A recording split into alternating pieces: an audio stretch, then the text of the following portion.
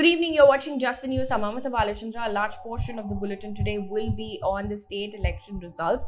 The official results from the Election Commission are still yet to come in. We'll also focus on day 15 of Russia's invasion of Ukraine, among other stories. So let's get straight to it. The counting of votes in 5 states, Uttar Pradesh, Goa, Uttarakhand, Manipur and Punjab took place today. Both the BJP and AAP have registered big wins. Now, the BJP has made history in Uttar Pradesh because it's the first time since 1985 that a government has been repeated in UP in an election. Yogi Adityanath will be the only CM of UP to retain power after serving full 5 years in office.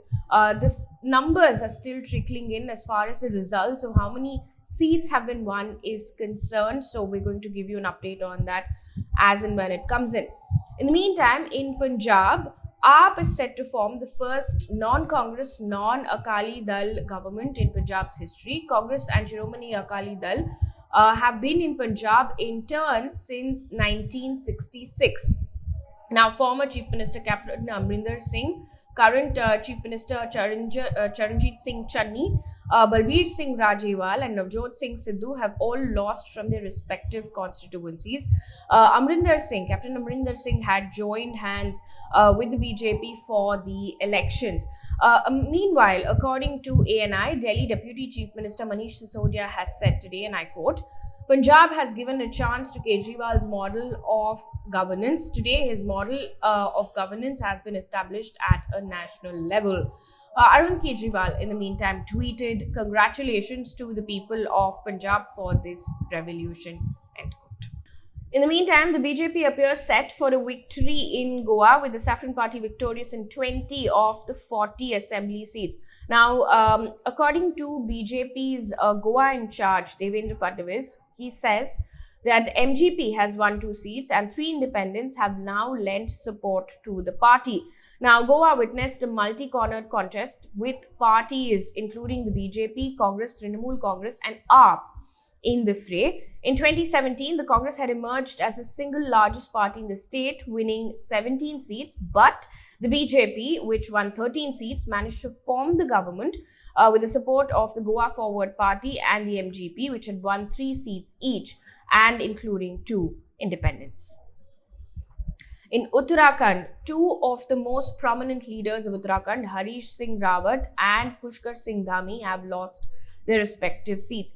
However, Anupama Rawat, daughter of Harish Rawat, who contested from Congress, has won. The party changed chief ministers twice in 4 months last year, and this is very significant because in March 2021, Trivendra Singh Rawat had resigned as Uttarakhand Chief Minister after almost 4 years in office. Trivendra Rawat was replaced by Tirath Singh Rawat, who too had to leave less than 4 months into his tenure, making way for Pushkar Singh Dhami, who became the 20-year-old state's 10th CM in July last year. Now, there's a statement that's come in from Pushkar Singh Dhami, who, speaking to ANI, has said, and I quote, we will form a high-level committee after forming the government to implement the Uniform Civil Code.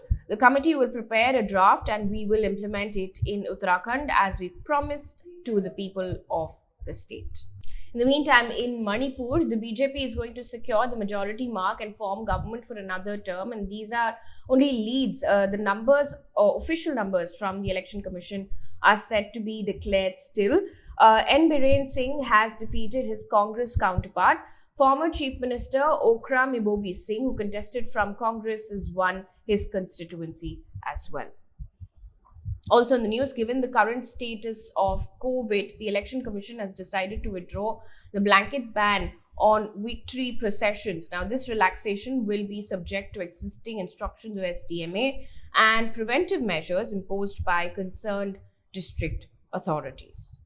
We now move on from this story to our other big story, which is Russia-Ukraine crisis. It's day 15 of Russia's invasion in Ukraine. And the latest reports say that according to Ukraine officials, 3 people, including a child, were killed in a Russian airstrike on a maternity and children's hospital in Mariupol. Now, 17 people, including staff and patients, have been injured. Ukraine president has said that people were trapped under the wreckage and called this attack a war crime. In the meantime, the deputy mayor of the city has said, and I quote, "We don't understand how it's possible in modern life to bomb a children's hospital. People cannot believe that it's true," end quote.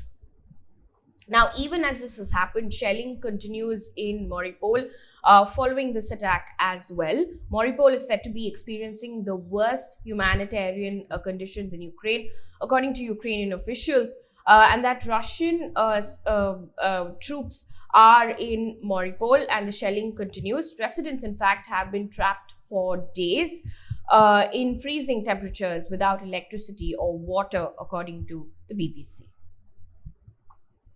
Also, Ukraine has claimed that the first round of talks between the foreign ministers of Russia and Ukraine has failed to yield progress on a ceasefire. Now, Ukraine's foreign minister has said that the demands his Russian counterpart made amounted to a surrender. Also in the news, the Biden administration has warned that Russia might seek to use chemical or biological weapons in Ukraine. Russian Foreign Ministry spokesperson has accused Ukraine of running chemical and biological weapon labs in its country, in its territory, I beg your pardon. However, she did not provide any evidence for this. Now, White House press secretary has dubbed Russia's claims as preposterous and said that it could be a part of an attempt by Russia to lay the groundwork for using such weapons. Also in the news, according to TASS news agency, Russia's foreign ministry has said today that it will no longer participate in the Council of Europe. Now, to give you a bit of a context, the Council of Europe is an international organization founded in the wake of World War II to uphold human rights, democracy, and the rule of law in Europe. It was founded in 1949 and has 47 member states. Meanwhile, UK Home Secretary Priti Patel has announced changes to visa rules for Ukrainian refugees. Now, Ukrainian refugees who have passports or ID cards will be able to apply for UK visas online from Tuesday. Now, it will only apply to people applying under the scheme where they can join family members already in the UK. Also, joining a list of global brands which have suspended operations in Russia, fast retailer of clothing brand Uniqlo has made a U-turn and decided to suspend operations in Russia. Now, the brand had said that it faced operational challenges due to the worsening situation between Russia and Ukraine. Earlier, however, it had said that it would keep its shops open in Russia as clothing is a necessity of life. An update on students who were stuck in Sumy, about 694 of them who were evacuated from Sumy. These students have now reached Poland and will be flying to India today. Around 700 Indian students had to send several SOS messages seeking evacuation from Sumy, which finally happened 2 days ago. In other news right now, starting off with West Bengal, which has now announced that the night curfew will be relaxed on the night of March 17th for Holi celebrations. Night curfew was from 12 midnight to 5 a.m. Now that will be suspended on March 17th. Also in Delhi, Anganwadi workers in Delhi have temporarily suspended their strike after the Lieutenant Governor imposed the Essential Services Maintenance Act for 6 months. Now, this is according to the President of Delhi State Anganwadi Workers and Helpers Union. Now, they've been protesting for 39 days outside the Chief Minister's residence. They've been demanding an increase in honorarium, which is payment and status as government employees, among other demands. On to sports news right now. The UK government has imposed sanctions on Chelsea Football Club's owner, Roman Abramovich. Now, the Russian billionaire is one of the 7 Russian oligarchs whose assets have been frozen. The sanctions also include travel bans. And one piece of good news before we wrap things up here on this bulletin, this comes from a village called Kasta in Jharkhand, where several people have come forward and they've actually used crowdfunding to build a bridge. Now, these people have built a bamboo bridge, cost 1 lakh rupees, but will ensure that schools and colleges will be accessible for children. That brings us to the end of this bulletin. Thank you so much for watching. Good night.